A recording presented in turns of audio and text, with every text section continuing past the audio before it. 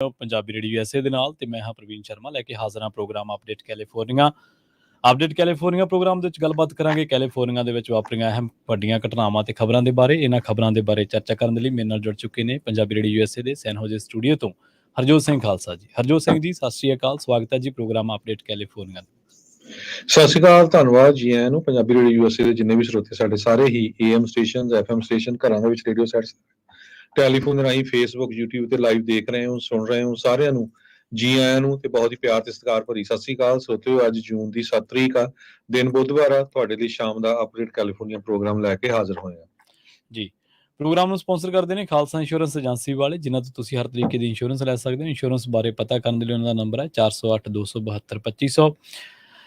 ਟਰਕੀਆਨਾ immigration ਲਾ firm ਵਾਲੇ ਜੇ ਟਰਕੀਆਨਾ ਅਟਾਰਨੀ ਟਰਕੀਆਨਾ ਦੇ ਨਾਲ ਤੁਸੀਂ US ਇਮੀਗ੍ਰੇਸ਼ਨ ਬਾਬਤ ਕੋਈ ਵੀ ਸਲਾਹ ਕਰਨੀ ਹੈ, ਕੋਈ ਸਵਾਲ ਪੁੱਛਣਾ, ਤੇ ਉਹਨਾਂ ਦਾ ਨੰਬਰ ਹੈ 415-909-0503। ਅਮਰਜੀਤ ਸਿੰਘ ਫਰੈਜ਼ਨੋ, ਗੁਰਬਚਨ ਸਿੰਘ ਨਾਗਰਾ ਸੈਕਰਾਮੈਂਟੋ, ਪ੍ਰਿਤਪਾਲ ਸਿੰਘ ਸਿੱਧੂ ਫਰੈਜ਼ਨੋ ਤੋਂ, ਤਾਰਾ ਸਿੰਘ ਸੱਗੜ ਫਰੀਮੌਂਟ ਤੋਂ ਅਤੇ ਹਰਿੰਦਰ ਭੀਨ ਸੈਨ ਹੋਜ਼ੇ ਤੋਂ। ਇਹਨਾਂ ਸਾਰੇ ਹੀ ਸਪਾਂਸਰ ਦਾ ਬਹੁਤ ਬਹੁਤ ਧੰਨਵਾਦ। ਤੇ ਜੇਕਰ ਤੁਸੀਂ ਵੀ ਇਹਨਾਂ ਪ੍ਰੋਗਰਾਮਾਂ ਨੂੰ ਸਪਾਂਸਰ ਕਰਨਾ ਚਾਹੁੰਦੇ ਹੋ ਤਾਂ ਸਟੂਡੀਓ ਦਾ ਨੰਬਰ ਹੈ 408-272-5200 ਜੀ।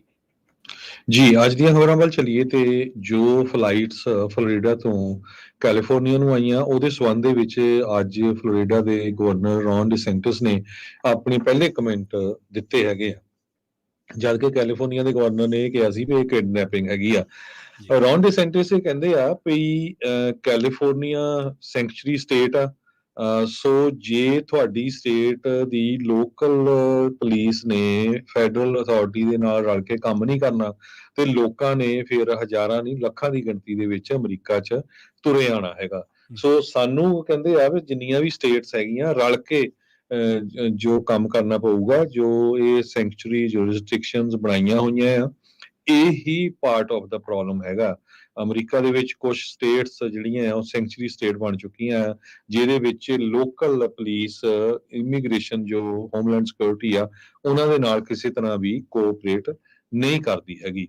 ਸੋ ਫਲੋਰੀਡਾ ਵਾਲੇ ਵਾਰ-ਵਾਰ ਜਦੋਂ ਵੀ ਕੋਈ ਉਹਨਾਂ ਦੇ ਹੱਥ ਲੱਗਦੇ ਹੈਗੇ ਇਮੀਗ੍ਰੈਂਟ, ਉਹਨਾਂ ਨੂੰ ਉਹ ਪ੍ਰਾਈਵੇਟ ਪਲੇਨ ਦੇ ਰਾਹੀਂ ਨਿਊਯਾਰਕ, ਕੈਲੀਫੋਰਨੀਆ, ਟੈਕਸਿਸ, ਵੱਖ-ਵੱਖ ਏਰੀਏ ਦੇ ਵਿੱਚ ਭੇਜ ਰਹੇ ਹੈਗੇ ਆ। 2017 ਦੇ ਵਿੱਚ ਕੈਲੀਫੋਰਨੀਆ ਨੇ ਇੱਕ SB 54 ਲਾਅ ਪਾਸ ਕੀਤਾ ਸੀ। ਇਹਦੇ ਵਿੱਚ ਉਹਨਾਂ ਨੇ ਕਿਹਾ ਸੀ ਵੀ ਲੋਕਲ ਤੇ ਸਟੇਟ ਦੇ law enforcement federal immigration authority ਨਾਲ ਬੜਾ ਲਿਮਿਟਡ ਵਰਤਾਅ ਰੱਖਣਗੇ, ਕੋਈ ਜਿਹੜੀ ਡਿਟੇਲ ਆ ਉਹ ਲੋਕਾਂ ਬਾਰੇ ਨਹੀਂ ਦੇਣਗੇ। ਸੋ ਇਸੇ ਨੂੰ ਲੈ ਕੇ ਉਹ ਕਹਿੰਦਾ ਵੀ ਮੈਂ ਪੂਰੀ ਦੁਨੀਆ ਨੂੰ, ਅਮਰੀਕਾ ਨੂੰ, ਪੂਰੇ ਨੂੰ ਦੱਸਣਾ ਚਾਹੁੰਦਾ ਵੀ ਕੈਲੀਫੋਰਨੀਆ ਵਾਲੇ ਆਹ ਕੰਮ ਕਰ ਰਹੇ ਆ। ਇਸੇ ਕਰਕੇ ਜੋ ਅਸੀਂ ਮਾਈਗ੍ਰੈਂਟ ਆ, 36 ਦੇ ਕਰੀਬ ਮਾਈਗ੍ਰੈਂਟ ਸੈਕਰਾਮੈਂਟੋ ਨੂੰ ਫਲੋਰੀਡਾ ਚੋਂ ਭੇਜੇ ਗਏ ਆ। ਜੀ। ਅਗਲੀ ਖਬਰ ਦੇ ਵੱਲ ਵਧੀਏ ਤੇ ਗੱਲ ਕਰੀਏ ਕੈਲੀਫੋਰਨੀਆ ਦੇ ਵਿੱਚ ਵੱਧਦੀ ਮਹਿੰਗਾਈ ਦੀ ਤੇ ਇਹਦੇ ਨਾਲ ਲੋਕਾਂ ਦੀ ਜ਼ਿੰਦਗੀ ਤੇ ਪੈਂਦੇ ਦੇ ਅਸਰ ਦੀ। ਹੁਣ ਇੱਕ ਸਟੱਡੀ ਜਿਹੜੀ ਆ ਉਹ ਸਾਹਮਣੇ ਆਈ ਹੈ।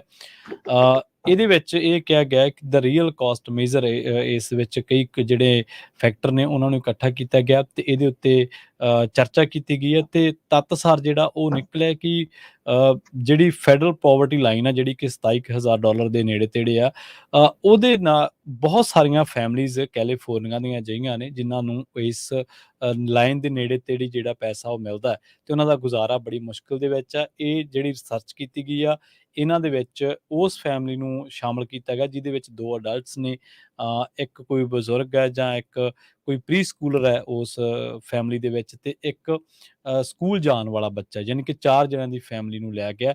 ਤੇ ਇਹਦੇ ਵਿੱਚ ਕਿਹਾ ਗਿਆ ਕਿ ਫਰੈਜ਼ਨੋ ਤੇ ਮਡੇਰਾ ਦੇ ਵਿੱਚ ਜਿਹੜੀਆਂ ਫੈਮਲੀਜ਼ ਰਹਿੰਦੀਆਂ ਨੇ ਜਾਂ ਹੋਰ ਸ਼ਹਿਰਾਂ ਦੇ ਵਿੱਚ, ਉੱਥੇ ਸਾਰੀਆਂ ਭੱਤੇ ਜੇ ਜੋੜ ਗਏ ਤਾਂ ਜਾਂ ਮਹਿੰਗਾਈ ਨੂੰ ਵਿੱਚ ਕਾਊਂਟ ਕਰੀਏ ਤਾਂ ਲਿਵਿੰਗ ਕਾਸਟ ਜਿਹੜੀ ਆ ਉਹ ਵੱਧ ਗਈ ਆ।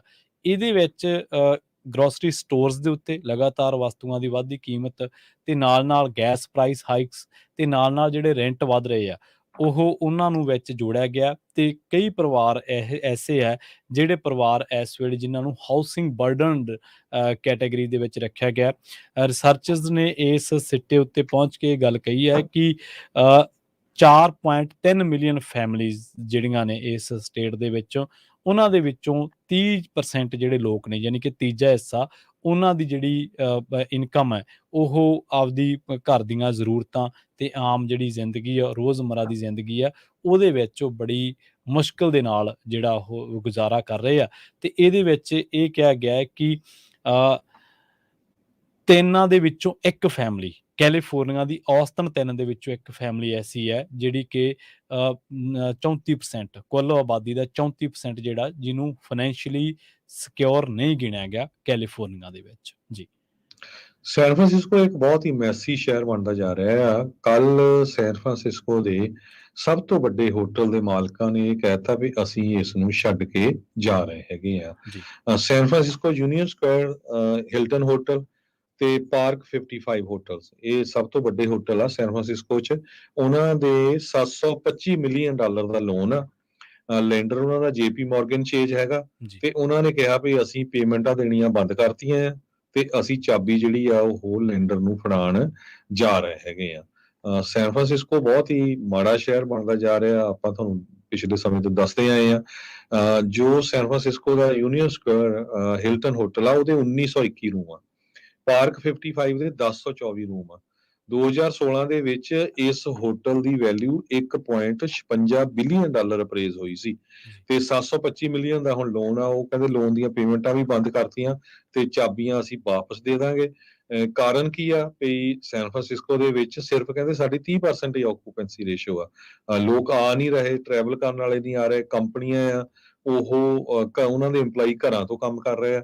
ਸੋ ਉਹਦਾ ਜਿਹੜਾ ਅਸਰ ਆ ਬਹੁਤ ਜ਼ਿਆਦਾ ਹੋਟਲ ਇੰਡਸਟਰੀ ਤੇ ਹੋਇਆ। ਸੋ ਹੁਣ ਕੰਪਨੀਆਂ ਤਾਂ ਤੁਹਾਨੂੰ ਦੱਸਿਆ ਸੀ ਪਿਛਲੇ ਸਮੇਂ 'ਚ ਕਿੰਨੀਆਂ ਵੱਡੀਆਂ ਮੂਵ ਹੋ ਗਈਆਂ। ਉਹ ਤੋਂ ਬਾਅਦ ਫਿਰ ਹੋਲ ਫੂਡ, ਵਾਲਗਰੀਨ, CVS ਇਦਾਂ ਦੇ ਸਟੋਰ ਵੀ ਮੂਵ ਹੋ ਗਏ ਤੇ ਹੁਣ 1921 ਰੂਮਾਂ ਵਾਲਾ ਹਿਲਟਨ ਹੋਟਲ ਤੇ 1024 ਰੂਮਾਂ ਵਾਲਾ ਪਾਰਕ 55 ਉਹ ਵੀ ਮੇਰੇ ਖਿਆਲ ਨਾਲ ਹੁਣ ਫੋਰਕਲੋਜ਼ਰ ਦੇ ਵਿੱਚ ਚਲੇ ਜਾਊਗਾ। ਜੀ ਜੀ ਕੈਲੀਫੋਰਨੀਆ ਦੇ ਵਿੱਚ 40 ਕਾਉਂਟੀਜ਼ ਅਜਿਹੀਆਂ ਨੇ ਜਿਨ੍ਹਾਂ ਨੂੰ ਟੈਕਸ ਰਿਲੀਫ ਦਿੱਤਾ ਗਿਆ ਕਿਉਂਕਿ ਮੌਸਮ ਪਿਛਲੇ ਸਾਲ ਇਸ ਸਾਲ ਜਨਵਰੀ ਮਹੀਨੇ ਦੇ ਵਿੱਚ ਕੋਈ ਬਹੁਤਾ ਸਾਜ਼ਗਾਰ ਨਹੀਂ ਸੀ। ਲੋਕਾਂ ਨੂੰ ਬਹੁਤ ਸਾਰੀਆਂ ਦਿੱਕਤਾਂ ਪਰੇਸ਼ਾਨੀਆਂ ਦਾ ਸਾਹਮਣਾ ਕਰਨਾ ਪਿਆ ਇਸੇ ਕਰਕੇ। ਪਰ ਹੁਣ ਜਿਹੜੀ ਸਟੇਨਲੈਸ ਕਾਉਂਟੀ ਆ ਉਹਦੇ ਵਿੱਚੋਂ ਹੁਣ ਕਈ ਸਾਰੇ ਲੋਕਾਂ ਨੂੰ ਟੈਕਸ ਰਿਲੈਕਸੇਸ਼ਨ ਦੇ ਬਾਵਜੂਦ ਜਿਹੜੀ ਐਕਸਪੈਂਡ ਹੋਈ ਸੀਗੀ, ਜਿਹੜੀ ਆਪਾਂ ਕਹਿੰਦੇ ਅਕਤੂਬਰ ਤੱਕ ਜਿਹੜੇ ਐਕਸਪੈਕਟ ਕੀਤਾ ਜਾ ਰਿਹਾ ਸੀਗਾ ਕਿ ਅਕਤੂਬਰ ਤੱਕ ਹੀ ਆ ਇਹ, ਪਰ ਹੁਣ ਬਹੁਤ ਸਾਰੇ ਲੋਕਾਂ ਨੂੰ ਇਹ ਜਿਹੜੇ ਨੋਟਿਸ ਆ ਉਹ ਮਿਲਣੇ ਸ਼ੁਰੂ ਹੋ ਗਏ ਆ ਤੇ ਲੋਕ ਇਸ ਗੱਲੋਂ ਹੈਰਾਨ ਨੇ। ਖਾਸ ਕਰਕੇ ਜੈਫ ਬੌਗਰ ਉਹਨਾਂ ਦਾ ਨਾਮ ਦੱਸਿਆ ਗਿਆ, ਉਹਨਾਂ ਨੂੰ ਮੇਲ ਦੇ ਰਾਹੀਂ ਨੋਟਿਸ ਮਿਲਿਆ ਕਿ ਉਹਦੀ ਜਿਹੜੀ ਟੈਕਸ ਦੀ ਪੇਮੈਂਟ ਆ ਉਹ ਡਿਊ ਹੈ ਜੂਨ 26 ਤੱਕ ਤੇ ਹੁਣ ਕਹਿੰਦੇ ਕਿ ਅਸੀਂ ਤਾਂ ਅਕਤੂਬਰ 16 ਤੱਕ ਐਕਸਪੈਕਟ ਕਰ ਰਹੇ ਸੀਗੇ ਤੇ ਇਹਦੇ ਲਈ ਅਸੀਂ ਆਪਦਾ ਬਜਟ ਜਿਹੜਾ ਉਸ ਹਿਸਾਬ ਨਾਲ ਖਰਚੇ ਕੀਤੇ ਆ। ਪਰ ਨਾਲੋਂ ਨਾਲ ਉਹ ਕਹਿੰਦੇ ਕਿ ਹੁਣ ਅਸੀਂ ਹੈਰਾਨ ਹੈ ਇਸ ਗੱਲ ਤੋਂ ਕਿ IRS ਨੇ ਹੁਣ ਸਾਨੂੰ ਇਸ ਜਦੋਂ ਕਿ ਉਹਨਾਂ ਨੂੰ ਪਤਾ ਹੈ ਕਿ ਇਸੇ ਸਾਲ ਦੇ ਵਿੱਚ ਜਨਵਰੀ ਮਹੀਨੇ ਦੇ ਵਿੱਚ ਬਹੁਤ ਸਾਰੀਆਂ ਮੌਸਮ ਗੜਬੜੀਆਂ ਕਰਕੇ ਲੋਕਾਂ ਦੇ ਉੱਤੇ ਬਹੁਤ ਸਾਰਾ ਅਸਰ ਪਿਆ, ਸਟੋਰਮਸ ਆਏ, ਫਲੱਡਿੰਗ ਹੋਈਆਂ, ਮਡ ਸਲਾਈਡਸ ਹੋਈਆਂ, ਬਹੁਤ ਸਾਰਾ ਕੁਝ ਹੋਇਆ ਤਾਂ ਕੰਮਕਾਰ ਵੀ ਪ੍ਰਭਾਵਿਤ ਹੋਣੇ ਲਾਜ਼ਮੀ ਸੀਗੇ। ਤਾਂ ਉਹ ਕਹਿੰਦੇ ਕਿ IRS ਦੀ ਅਨਾਉਂਸ ਦੇ ਹੋਣ ਦੇ ਬਾਵਜੂਦ ਇਹ ਹਾਲੇ ਤੱਕ ਵੀ ਸਾਨੂੰ ਜਿਹੜਾ ਨੋਟਿਸ ਆ ਉਹ ਕਿਉਂ ਮਿਲ ਰਹੇ ਆ ਤੇ ਉਹਨਾਂ ਨੂੰ ਹੀ ਨਹੀਂ, ਉਹਨਾਂ ਨੇ ਜਦੋਂ ਇਸ ਬਾਬਤ ਕਮਿਊਨਿਟੀ ਦੇ ਵਿੱਚ ਗੱਲਬਾਤ ਕੀਤੀ ਤਾਂ ਹੋਰ ਵੀ ਬਹੁਤ ਸਾਰੇ ਲੋਕਾਂ ਨੂੰ, ਟੈਕਸ ਪੇਅਰਸ ਨੂੰ ਨੋਟਿਸ ਜਿਹੜੇ ਨੇ ਉਹ ਲਗਾਤਾਰ ਪਹੁੰਚ ਰਹੇ ਨੇ ਕਿ ਉਹਨਾਂ ਦਾ ਜਿਹੜਾ ਟੈਕਸ ਆ ਉਹ ਡਿਊ ਆ ਤੇ ਇਸ ਕਰਕੇ ਟੈਕਸ ਜਿਹੜਾ ਉਹ ਛੇਤੀ ਤੋਂ ਛੇਤੀ ਭਰਿਆ ਜਾਵੇ। ਲੋਕ ਇਸ ਗੱਲੋਂ ਹੈਰਾਨ ਨੇ ਕਿਉਂਕਿ ਖਾਸ ਕਰਕੇ ਬਹੁਤ ਸਾਰੀਆਂ ਕਾਉਂਟੀਜ਼ ਦਾ ਜ਼ਿਕਰ ਕੀਤਾ ਗਿਆ, ਅਲਮੇਡਾ ਜਾਂ ਹੋਰ ਸਾਰੀਆਂ ਕਾਉਂਟੀਜ਼ ਦਾ ਜਿੱਥੇ IRS ਨੇ ਇਹਨਾਂ ਨੂੰ ਰਿਆਇਤ ਦਿੱਤੀ ਸੀਗੀ। ਪਰ ਉਹ ਕਹਿੰਦੇ ਕਿ ਅਸੀਂ ਹੈਰਾਨ ਆ ਕਿ ਸਾਡੀ ਕਾਉਂਟੀ ਰਿਆਇਤ ਦੇ ਵਿੱਚ ਆ ਪਰ ਬਾਵਜੂਦ ਇਸ ਦੇ ਸਾਨੂੰ ਟੈਕਸ ਦੇ ਜਿਹੜੇ ਨੋਟਿਸ ਆ ਉਹ ਮਿਲ ਰਹੇ ਆ ਜੀ। ਜੀ, ਅਗਲੀ ਖਬਰ ਸੈਨ ਹੋਜ਼ੇ ਕੈਲੀਫੋਰਨੀਆ ਤੋਂ ਆ ਰਹੀ ਹੈ ਜਿੱਥੇ 15 ਸਾਲਾਂ ਦਾ ਇੱਕ ਵਿਲੋ ਗਲੈਨ ਹਾਈ ਸਕੂਲ ਦਾ ਸਟੂਡੈਂਟ ਕੱਲ ਰਾਤੀ ਹਿੱਟ ਐਂਡ ਰਨ ਐਕਸੀਡੈਂਟ ਦੇ ਵਿੱਚ ਮਾਰਿਆ ਗਿਆ ਹੈਗਾ। 12:55 ਤੇ ਅੱਜ ਤੜਕੇ ਸਵੇਰੇ 2400 ਬਲਾਕ ਆਫ ਰਿਕੋਲਡ ਐਵਨਿਊ ਜੋ ਕਨੋਆਸ ਗਾਰਡਨ ਨੇਬਰਹੁੱਡ ਆ ਉੱਥੇ ਐਕਸੀਡੈਂਟ ਵਾਪਰਿਆ। ਵਿਕਟਮ ਨੂੰ ਆਇਡੈਂਟੀਫਾਈ ਕੀਤਾ ਗਿਆ ਲੇਟਰ ਔਨ, ਉਸਦਾ ਨਾਮ ਜਸਟਿਨ ਐਸਟੀਰਾ ਕਰਕੇ ਦੱਸਿਆ ਗਿਆ। ਫਿਲੀਪੀਨ ਤੋਂ ਇਹ ਪਰਿਵਾਰ ਇੱਥੇ ਮੂਵ ਹੋਇਆ ਸੀ ਤੇ ਬਹੁਤ ਹੀ ਕਹਿੰਦੇ ਵਧੀਆ ਨੌਜਵਾਨ ਸੀਗਾ। ਉਹਦੇ ਜਿੱਥੇ ਵੀ ਉਹਦਾ ਐਕਸੀਡੈਂਟ ਹੋਇਆ, ਮੌਤ ਹੋਈ ਆ, ਬਹੁਤ ਸਾਰੇ ਉਹਦੇ ਨਾਲ ਦੇ ਸਟੂਡੈਂਟਸ ਬੱਚੇ ਉੱਥੇ ਜਿਹੜੇ ਫਲਾਵਰ ਲੈ ਕੇ ਰੱਖ ਰਹੇ ਸੀ, ਕਹਿੰਦੇ ਵੀ ਬਹੁਤ ਫਰੈਂਡਲੀ ਸੀ, ਬਹੁਤ ਓਪਨ ਸੀ, ਸਾਰੀ ਕਮਿਊਨਿਟੀ ਦੇ ਵਿੱਚ ਉਸ ਨੂੰ ਪਸੰਦ ਕੀਤਾ ਜਾਂਦਾ ਸੀ ਤੇ ਉਹ ਬਹੁਤ ਹੀ ਜਿਹੜੀ ਦਰਦਨਾਕ ਘਟਨਾ ਵਾਪਰੀ ਹੈ ਵੀ ਇੱਕ high school the student hit and run ਦੇ ਵਿੱਚ ਸੈਨੋਜ਼ੇ ਦੇ ਵਿੱਚ ਮਾਰਿਆ ਗਿਆ ਹੈਗਾ। ਪ੍ਰੋਬਲਮ ਇਹ ਆ ਵੀ ਹਿੱਟ ਐਂਡ ਰਨ ਪੈਡੈਸਟਰੀਅਨ ਦੀ ਮੌਤਾਂ ਦੀ ਗਿਣਤੀ ਵੀ ਕੈਲੀਫੋਰਨੀਆ 'ਚ ਬਹੁਤ ਵੱਧ ਰਹੀ ਹੈਗੀ ਆ। ਜੀ ਜੀ ਜੇ ਸੈਨੋਜ਼ੇ 'ਚ ਦੱਸਿਆ ਜਾਵੇ 19ਵਾਂ ਫੇਟਲ ਕੋਲੀਜਨ ਸੀ, 20ਵਾਂ ਟ੍ਰੈਫਿਕ ਡੈਥ ਸੀ ਤੇ 12ਵੀਂ ਪੈਡੈਸਟਰੀਅਨ ਡੈਥ 2023 ਦੇ ਵਿੱਚ 23 ਦੇ ਵਿੱਚ ਹੋ ਚੁੱਕੀ ਹੁਣ ਤੱਕ। ਸੋ ਇਹ 5 ਮਹੀਨਿਆਂ ਦੇ ਵਿੱਚ ਇੰਨੀਆਂ ਮੌਤਾਂ ਆਲਰੇਡੀ ਹੋ ਚੁੱਕੀਆਂ ਹੈਗੀਆਂ। ਜੀ ਫ੍ਰੈਜ਼ਨੋ ਦੇ ਵਿੱਚ 2019 ਦੇ ਵਿੱਚ ਇੱਕ ਬੜਾ ਦਰਦਨਾਕ ਗੋਲੀकांड ਜਿਹੜਾ ਵਾਪਰਿਆ ਸੀ, ਜਿਹਦੇ ਵਿੱਚ ਇੱਕ ਬੰਦੇ ਨੇ ਇੱਕ ਕਾਰ ਤੇ ਗੋਲੀਆਂ ਚਲਾ ਦਿੱਤੀਆਂ ਸਨ ਤੇ ਉਹਦੇ ਵਿੱਚ ਇੱਕ ਛੋਟੀ ਬੱਚੀ ਜਿਹੜੀ ਕਿ 10 ਕੁ ਮਹੀਨਿਆਂ ਦੀ ਸੀਗੀ ਉਸ ਸਮੇਂ, ਉਹਦੇ ਸਿਰ ਦੇ ਵਿੱਚ ਉਹ ਗੋਲੀਆਂ ਵੱਜੀਆਂ ਸਨ ਜਦੋਂ ਇਸ ਬੰਦੇ ਨੇ ਕਾਰ ਉੱਤੇ ਗੋਲੀਆਂ ਚਲਾਈਆਂ ਸਨ। ਬਾਅਦ ਦੇ ਵਿੱਚ ਇਸ ਹਾਦਸੇ ਦੀ ਜਾਂਚ ਕੀਤੀ ਗਈ ਸੀ ਤੇ ਇਸ ਹਾਦਸੇ ਦੇ ਵਿੱਚ ਜਦੋਂ ਜਿਹੜੀ ਜਾਂਚਕਰਤਾ ਬੀਬੀ ਸੀ, ਅਫਸਰ ਬੀਬੀ ਮੇਗਨ ਗਲਾਕਰ, ਉਹਨੇ ਇਹ ਗੱਲ ਕਹੀ ਸੀ ਕਿ ਬੜਾ ਦਰਦਨਾਕ ਹਾਦਸਾ, ਜਦੋਂ ਮੇਰੀ ਜਾਂਚ ਕਰ ਰਹੀ ਸੀ ਤਾਂ ਮੇਰੇ ਹੱਥ ਜਿਹੜੇ ਆ ਉਹ ਜਵਾਬ ਦੇ ਰਹੇ ਸੀਗੇ।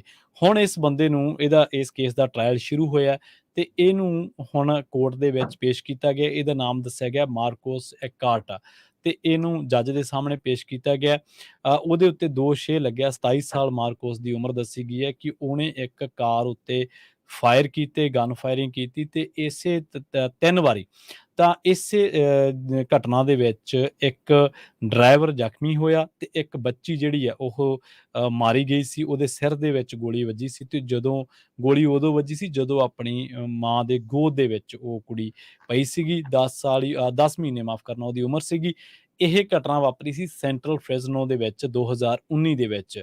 ਹੁਣ ਇਸ ਕੇਸ ਦੀ ਜਿਹੜੀ ਆ ਉਹ ਅਦਾਲਤੀ ਪ੍ਰਕਿਰਿਆ ਸ਼ੁਰੂ ਹੋ ਚੁੱਕੀ ਹੈ ਤੇ ਇਹਦਾ ਕਹਿਣਾ ਮੇਗਨ ਜਿਹੜੀ ਬੀਬੀ ਨੇ ਇਸ ਕ੍ਰਾਈਮ ਸੀਨ ਨੂੰ ਦੇਖਿਆ ਸੀ ਤੇ ਉਸ ਤੋਂ ਬਾਅਦ ਜਾਂਚ ਕੀਤੀ ਸੀ ਤਾਂ ਇਹ ਕਹਿੰਦੀ ਸੀ ਕਿ ਮੈਂ ਬੜੀ ਹੈਰਾਨ ਹੋਈ ਤੇ ਮੇਰੇ ਲਈ ਬੜਾ ਦਰਦਨਾਕ ਹਾਦਸਿਆਂ ਦੇ ਵਿੱਚੋਂ ਇੱਕ ਸੀਗਾ ਜਦੋਂ ਮੈਂ ਛੋਟੀ ਬੱਚੀ ਨੂੰ ਗੋਲੀ ਵੱਜੇ ਹੋਏ ਦੇਖਿਆ। ਤਾਂ ਹੁਣ ਉਹ ਕਹਿੰਦੇ ਕਿ ਅਸੀਂ ਸਾਰੇ ਜਿਹੜੇ ਐਵੀਡੈਂਸ ਨੇ ਜਾਂ ਸਾਰੇ ਜਿਹੜੇ ਪ੍ਰੂਫ ਨੇ ਉਹ ਇਕੱਠੇ ਕੀਤੇ ਨੇ ਤੇ ਸਾਨੂੰ ਪੂਰੀ ਉਮੀਦ ਹੈ ਕਿ ਅਸੀਂ ਇਸ ਹਾਦਸੇ ਦੇ ਵਿੱਚ ਜਿਹੜੀ ਫੈਮਿਲੀ ਹੈ, ਜਿਹੜਾ ਪਰਿਵਾਰ ਹੈ, ਉਹਨੂੰ ਨਿਆਂ ਦਿਵਾ ਸਕਾਂਗੇ। ਜੀ ਅੱਜ ਸਵੇਰੇ ਹਾਈਵੇ 680 ਮਾਰਟੀਨਸ ਦੇ ਲਾਗੇ ਇੱਕ ਬਿਗ ਰਿਗ ਦਾ ਕ੍ਰੈਸ਼ ਹੋ ਗਿਆ, ਜਿਹਦੇ ਨਾਲ ਬਹੁਤ ਲੰਮਾ ਟ੍ਰੈਫਿਕ ਰਿਹਾ। ਘੰਟਿਆਂ ਬੱਧੀ 680 ਸਟਕ ਰਹੀ। ਜੀ 7:45 ਤੇ ਆਰਥਰ ਰੋਡ ਦੇ ਉੱਤੇ ਇਹ ਐਕਸੀਡੈਂਟ 680 ਦੇ ਉੱਤੇ ਵਾਪਰਿਆ। ਕੁਝ ਮਾਈਨਰ ਇੰਜਰੀਜ਼ ਆਈਆਂ, ਲੱਕਲੀ ਕਿਸੇ ਦਾ ਕੋਈ ਮੇਜਰ ਨੁਕਸਾਨ ਨਹੀਂ ਹੋਇਆ। ਇੱਕ ਡਰਾਈਵਰ ਨੇ ਰੀਅਰ ਐਂਡ ਕੀਤਾ ਸੀ ਇੱਕ ਕਾਰ ਨੂੰ ਤੇ ਨਾਲ ਹੀ ਬਿਗ ਰਿਗ, ਜਦੋਂ ਜਿਸ ਟਾਈਮ ਦੇ ਉੱਤੇ ਇਹ ਕ੍ਰੈਸ਼ ਹੋਇਆ ਤੇ ਇਹ ਜੋ ਵੱਡਾ ਟੈਂਕ ਸੀ ਉਹ ਪੰਕਚਰ ਹੋ ਗਿਆ, ਜਿਹਦੇ ਨਾਲ 80 ਗੈਲਨ ਦੇ ਕਰੀਬ ਡੀਜ਼ਲ ਸੜਕ ਦੇ ਉੱਤੇ ਡਿੱਗ ਪਿਆ ਤੇ ਉਸ ਨੂੰ ਵੀ ਲੇਟਰ ਔਨ ਕਲੀਨ ਕੀਤਾ ਗਿਆ। ਜੀ ਜੀ ਸੈਕਰਾਮੈਂਟੋ ਦਾ ਰੁਖ ਕਰਾਂਗੇ, ਜਿੱਥੇ ਇੱਕ ਬੜਾ ਦਰਦਨਾਕ ਸੜਕ ਹਾਦਸਾ ਵਾਪਰਿਆ। ਇਸ ਹਾਦਸੇ ਦੇ ਵਿੱਚ ਜਿਹੜੇ ਨੇ ਉਹ ਇੱਕ ਜਾਣਾ ਮਾਰਿਆ ਗਿਆ ਤੇ 4 ਜਾਣੇ ਬੜੇ ਗੰਭੀਰ ਰੂਪ ਦੇ ਵਿੱਚ ਜ਼ਖਮੀ ਹੋਏ ਨੇ। ਇਹਦੇ ਨਾਲ ਇੱਕ ਛੋਟਾ ਬੱਚਾ ਜਿਹੜਾ ਉਹ ਬੜੀ ਬੁਰੀ ਤਰ੍ਹਾਂ ਦੇ ਨਾਲ ਜ਼ਖਮੀ ਹੋਇਆ। ਇਹ ਹਾਦਸਾ ਵਾਪਰਿਆ ਵਿਲੋ ਕ੍ਰੀਕ ਨੇਬਰਹੁੱਡ ਇਲਾਕਿਆਂ ਦੇ ਵਿੱਚ ਸਵੀਟ ਮੈਪਲ ਵੇ ਦੇ ਉੱਤੇ ਤਕਰੀਬਨ 2:30 ਵਜੇ। ਤੇ ਸੈਕਰਾਮੈਂਟੋ ਪੁਲਿਸ ਨੇ ਕਿਹਾ ਕਿ ਜਿਹੜੇ 2 ਜਾਣੇ ਇਸ ਹਾਦਸੇ ਦੇ ਵਿੱਚ ਗੰਭੀਰ ਜ਼ਖਮੀ ਹੋਏ ਨੇ ਉਹਨਾਂ ਨੂੰ ਹਸਪਤਾਲ ਪਹੁੰਚਾਇਆ ਗਿਆ ਤੇ ਉਹਨਾਂ ਦੋਨਾਂ ਦੀ ਹਾਲਤ ਵੀ ਜਿਹੜੀ ਹੈ ਉਹ ਗੰਭੀਰ ਹੈ। ਪੁਲਿਸ ਦੇ ਦੱਸਣ ਦੇ ਮੁਤਾਬਕ ਇੱਕ ਤੇਜ਼ ਰਫ਼ਤਾਰ ਕਾਰ ਦਰਖਤ ਦੇ ਵਿੱਚ ਜਾ ਵੱਜੀ ਸੀ ਤੇ ਉਸ ਤੋਂ ਬਾਅਦ ਇਹ ਹਾਦਸਾ ਵਾਪਰਿਆ ਤੇ ਇਸ ਕਾਰ ਦੇ ਵਿੱਚ 5 ਤੋਂ 6 ਜਾਣੇ ਜਿਹੜੇ ਆ ਉਹ ਸਵਾਰ ਸੀਗੇ, ਜਿਹਦੇ ਵਿੱਚੋਂ ਇੱਕ ਜਾਣੇ ਦੀ ਮੌਕੇ ਤੇ ਹੀ ਮੌਤ ਹੋ ਗਈ। 4 ਜਾਣੇ ਗੰਭੀਰ ਜ਼ਖਮੀ ਨੇ ਤੇ ਜ਼ਖਮੀਆਂ ਦੇ ਵਿੱਚ ਇੱਕ ਬੱਚਾ ਜਿਹੜਾ ਛੋਟਾ, ਹਾਲੇ ਉਹਦੀ ਉਮਰ ਤੇ ਉਹਦਾ ਨਾਂ ਤਾਂ ਨਹੀਂ ਪੁਲਿਸ ਨੇ ਨਸ਼ਰ ਕੀਤੇ। ਤਾਂ ਇਹ ਜਿਹੜਾ ਹਾਦਸਾ ਉਹ ਸੈਕਰਾਮੈਂਟੋ ਦੇ ਵਿੱਚ ਵਿਲੋ ਕ੍ਰੀਕ ਨੇਬਰਹੁੱਡ ਇਲਾਕਿਆਂ ਦੇ ਵਿੱਚ ਵਾਪਰਿਆ, ਸਵੀਟ ਮੈਪਲ ਦੇ ਲਾਗੇ ਤਾਗੇ। ਜੀ ਅਗਲੀ ਖਬਰ ਮਡੇਰਾ ਤੋਂ ਆ ਰਹੀ ਹੈ। ਮਡੇਰਾ ਕਾਉਂਟੀ ਦਾ ਇੱਕੋ ਇੱਕ ਜੋ ਹਸਪਤਾਲ ਆ ਉਹ ਬੰਦ ਹੋਣ ਜਾ ਰਿਹਾ। ਸੋ ਲੋਕਾਂ ਨੂੰ ਇਹਦੀ ਜੋ ਰੈਜ਼ੀਡੈਂਟਸ ਆ ਉੱਥੇ ਦੇ, ਉਹਨਾਂ ਨੂੰ ਹੈਲਥ ਕੇਅਰ ਦੇ ਲਈ ਬਹੁਤ ਵੱਡੀ ਪ੍ਰੋਬਲਮ ਹੋਊਗੀ। ਪਹਿਲਾਂ ਕਈ ਲੋਕਾਂ ਨੇ ਕੋਸ਼ਿਸ਼ ਤਾਂ ਕੀਤੀ ਵੀ ਕਿਸੇ ਨਾ ਕਿਸੇ ਤਰ੍ਹਾਂ ਇਹ ਹਸਪਤਾਲ ਬੰਦ ਨਾ ਹੋਵੇ, ਪਰ 2 ਦਿਨ ਪਹਿਲਾਂ ਮਡੇਰਾ ਕਾਉਂਟੀ ਦਾ ਇੱਕੋ ਇੱਕ ਜਨਰਲ ਹਸਪੀਟਲ ਉਸ ਨੇ ਆਪਣੇ ਡੋਰ ਆ ਉਹ ਬੰਦ ਕਰ ਦਿੱਤੇ ਹੈਗੇ ਆ। ਇਸ ਸੰਬੰਧ ਦੇ ਵਿੱਚ ਪੰਜਾਬੀ ਕਮਿਊਨਿਟੀ ਨੇ, ਜਕਾਰਾ ਵਾਲਿਆਂ ਨੇ, ਹੋਰ ਕਈਆਂ ਨੇ ਵੀ ਰੌਲਾ ਰੱਪਾ ਤਾਂ ਪਾਇਆ ਸੀ, ਪਰ ਕੁਛ ਹੋ ਨਹੀਂ ਸਕਿਆ ਤੇ ਵੱਡੀ ਗਿਣਤੀ ਦੇ ਵਿੱਚ ਲੋਕ ਉੱਥੇ ਰਹਿੰਦੇ ਆ। ਮੈਜੋਰਿਟੀ ਦੇ ਵਿੱਚ ਲੋਕਾਂ ਦੇ ਕੋਲ ਮੈਡੀਕਲ ਜੋ ਕੁਆਂਟੀਟੀ ਦੀ ਇੰਸ਼ੋਰੈਂਸ ਉਹ ਹੁੰਦੀ ਆ। ਸੋ ਇਹ ਜਨਰਲ ਹਸਪੀਟਲ ਉਹਨਾਂ ਦੇ ਲਈ ਬਹੁਤ ਵਧੀਆ ਲਿੰਕ ਸੀਗਾ। ਕਹਿੰਦੇ 1,60,000 ਦੇ ਕਰੀਬ ਲੋਕ ਜੋ ਉਹ ਹੈਲਥ ਕੇਅਰ ਦੇ ਲਈ ਇਸ ਹਸਪਤਾਲ ਦੇ ਵਿੱਚ ਆਉਂਦੇ ਸੀ, ਤੇ ਹੁਣ ਇਸ ਨੂੰ ਸ਼ਟ ਡਾਊਨ ਕਰ ਦਿੱਤਾ ਗਿਆ ਹੈ ਤੇ ਲੋਕਾਂ ਨੂੰ ਕਾਫੀ ਲੰਮਾ ਜਿਹੜਾ ਸਫ਼ਰ ਆ ਉਹ ਤੈਅ ਕਰਨਾ ਪਊਗਾ ਹੁਣ ਉਸ ਸਰਵਿਸ ਲੈਣ ਦੇ ਲਈ। ਜੀ। ਅਗਲੀ ਖਬਰ ਦੇ ਵੱਲ ਵਧੀਏ ਤੇ ਸੈਕਰਾਮੈਂਟੋ ਤੋਂ ਇੱਕ ਖਬਰ ਹੈ। ਲੰਘੇ ਦਿਨੀ ਸੈਕਰਾਮੈਂਟੋ ਦੇ ਵਿੱਚ ਇੱਕ ਹਾਦਸਾ ਵਾਪਰਿਆ ਸੀਗਾ, ਸੜਕ ਹਾਦਸਾ, ਤੇ ਉਹਦੇ ਵਿੱਚ 3 ਜਣਿਆਂ ਦੀ ਮੌਤ ਹੋ ਗਈ ਸੀ। ਵਿੱਚ 2 ਬੱਚੇ ਸਨ ਤੇ 5 ਸਾਲਾ ਬੱਚੇ ਦੇ ਬਾਰੇ ਪਤਾ ਨਹੀਂ ਸੀ ਲੱਗ ਸਕਿਆ ਕਿ ਉਹ ਕੌਣ ਹੈ। ਹੁਣ ਇਸ ਹਾਦਸੇ ਦੇ ਸਾਰੇ ਵਿਕਟਮਸ ਜਿਹੜੇ ਨੇ ਉਹ ਪਛਾਣ ਲਏ ਗਏ ਨੇ। ਇਹਦੀ ਪਛਾਣ ਹੋਈ ਹੈ ਸੈਕਰਾਮੈਂਟੋ ਕ੍ਰੈਸ਼ ਦੇ ਵਿੱਚ ਮਾਰਨ ਵਾਲੇ ਬੱਚੇ ਦੀ। ਅਲੈਗਜ਼ੈਂਡਰ ਲਿਓਨ ਨਾਂ ਦਾ ਬੱਚਾ, ਇਹ 5 ਸਾਲ ਦੀ ਉਮਰ ਹੈ। ਇਸੇ ਹਾਦਸੇ ਦੇ ਵਿੱਚ 3 ਸਾਲਾ ਜੈਡਾ ਮੈਗਰਾਮ ਕੁੜੀ ਜਿਹੜੀ ਆ ਉਹ ਮਾਰੀ ਗਈ। ਇਹਦੇ ਨਾਲ 25 ਸਾਲਾ ਰੈਸ਼ਵਾਨਾ ਆਰਮਸਟਰੋਂਗ ਜਿਹੜੇ ਆ ਉਹ ਮਾਰੇ ਗਏ ਸੀ, ਕਿਉਂਕਿ ਹਾਦਸਾ ਤਾਂ ਵਾਪਰਿਆ ਸੀ ਕਿ ਇੱਕ ਸੈਡਾਨ ਕਾਰ ਦਾ ਡਰਾਈਵਰ ਜਿਹੜਾ ਉਹ ਆਪਣਾ ਬੈਲੈਂਸ ਆਪਣਾ ਜਿਹੜਾ ਗਵਾ ਬੈਠਾ ਸੀ ਕਾਰ ਦਾ, ਤੇ ਕਾਰ ਜਾ ਕੇ ਹਾਈਵੇ ਤੋਂ ਉਲਟ ਗਈ ਸੀ ਤੇ ਉਸ ਤੋਂ ਬਾਅਦ ਇਹ 3 ਜਾਣੇ ਇਸ ਹਾਦਸੇ ਦੇ ਵਿੱਚ ਮਾਰੇ ਗਏ। ਤੇ ਜਦੋਂ ਇਹ ਹਾਦਸਾ ਵਾਪਰਿਆ ਸੀ ਤੇ ਕਾਰ ਦੇ ਵਿੱਚ ਕੁੱਲ 11 ਜਣੇ ਜਿਹੜੇ ਆ ਉਹ ਸਵਾਰ ਸਨ। ਜੀ IRS ਜੋ ਆ ਉਹ ਉਸ ਦੀ ਫੰਡਿੰਗ ਕਾਫੀ ਸ਼ਰਿੰਕ ਹੋ ਗਈ ਹੈ, ਜਿਹਦੇ ਕਰਕੇ ਕੈਲੀਫੋਰਨੀਆ ਦੇ ਬਹੁਤ ਸਾਰੇ ਅਮੀਰ ਲੋਕ ਆ ਉਹ ਕਹਿੰਦੇ ਵੀ ਅਸੀਂ ਸੁੱਖ ਦਾ ਸਾਹ ਹੁਣ ਲੈ ਰਹੇ ਹੈਗੇ ਆ।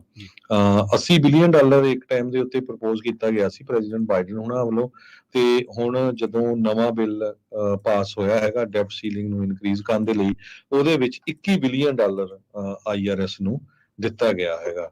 ਸੋ ਇਹਦੇ ਵਿੱਚ ਜਿਹੜੇ ਅਮਰੀਕਨ ਲੋਕਾਂ ਦੀ ਇਨਕਮ $4 ਲੱਖ ਤੋਂ ਉੱਪਰ ਸੀ, ਉਹਨਾਂ ਦੇ ਆਡਿਟ ਹੋਣ ਦੇ ਚਾਂਸ ਜ਼ਿਆਦੇ ਸੀਗੇ। ਜੀ। ਤੇ ਆਪਾਂ ਸਟਾਕ ਮਾਰਕੀਟ ਦੀ ਵੀ ਗੱਲ ਕਰਨੀ ਹੈਗੀ ਆ। ਹਾਂਜੀ, ਤੇ ਅੱਜ ਸਟਾਕ ਮਾਰਕੀਟ ਥੋੜੀ ਉੱਪਰ ਗਈ ਹੈਗੀ ਆ। ਡਾਓ ਜੋਨ ਇੰਡਸਟਰੀਅਲ 90 ਪੁਆਇੰਟ ਦੇ ਕਰੀਬ ਉੱਪਰ ਗਏ ਆ। ਓਵਰਆਲ ਜ਼ਿਆਦਾ ਜਿਹੜਾ ਹਿਲਜੁਲ ਨਹੀਂ ਹੋਈ ਹੈਗੀ ਮਾਰਕੀਟ ਦੇ ਵਿੱਚ। ਦੇਖਦੇ ਹਾਂ ਆਉਣ ਵਾਲੇ ਦਿਨਾਂ 'ਚ ਕੀ ਹੁੰਦਾ, ਪਰ ਪਿਛਲੇ 2-3 ਦਿਨਾਂ ਦੇ ਵਿੱਚ ਕਾਫੀ ਅਪ ਗਿਆ ਸੀ ਸਟਾਕ ਮਾਰਕੀਟ, ਕਿਉਂਕਿ ਡੈਫ ਸੀਲਿੰਗ ਨੂੰ ਲੈ ਕੇ ਜਦੋਂ ਇਨਕਰੀਜ਼ ਕਰ ਦਿੱਤੀ ਗਈ ਸੀ ਤੇ ਉਹਦੇ ਨਾਲ ਸਟਾਕ ਮਾਰਕੀਟ ਉੱਪਰ ਗਈ ਸੀ। ਸੋ ਅੱਜ ਡਾਓ ਜੋਨ ਇੰਡਸਟਰੀਅਲ 91.74 ਪੁਆਇੰਟ ਉੱਪਰ ਗਿਆ ਹੈਗਾ। S&P ਇੰਡੈਕਸ 0.38 ਲਾਸ ਕੀਤਾ। ਨੈਸਡੈਕ ਨੇ 1.29% ਲਾਸ ਕੀਤਾ ਹੈਗਾ। ਇਸੇ ਤਰ੍ਹਾਂ ਜੇ ਕਰੰਸੀ ਦੀ ਗੱਲ ਕਰਦੇ ਜਾਈਏ, $1 ਦੇ ਬਰਾਬਰ ਇੰਡੀਆ ਦੇ 82 ਰੁਪਏ ਤੇ 62 ਪੈਸੇ ਰਹੇ ਆ। $1 ਦੇ ਬਰਾਬਰ ਕੈਨੇਡਾ ਦੇ $1 ਤੇ 34 ਸੈਂਟ, $1 ਦੇ ਬਰਾਬਰ ਪਾਕਿਸਤਾਨ ਦੇ 286 ਰੁਪਏ ਤੇ 72 ਪੈਸੇ। ਜੀ। ਤੇ ਹੁਣ ਆਪਾਂ ਸਰੋਤਿਆਂ ਤੋਂ ਇਜਾਜ਼ਤ ਲੈਂਦੇ ਹਾਂ। ਮੇਰੇ ਹਾਂਜੀ। ਹਰਜੋਤ ਸਿੰਘ ਖਾਲਸਾ ਵੱਲੋਂ ਤੇ ਪ੍ਰਵੀਨ ਸ਼ਰਮਾ ਵੱਲੋਂ ਤੁਹਾਨੂੰ ਸਭ ਨੂੰ ਪਿਆਰ ਭਰੀ ਸਤਿ ਸ਼੍ਰੀ ਅਕਾਲ। ਜੁੜੇ ਰਹੋ ਪੰਜਾਬੀ ਰੇਡੀਓ USA।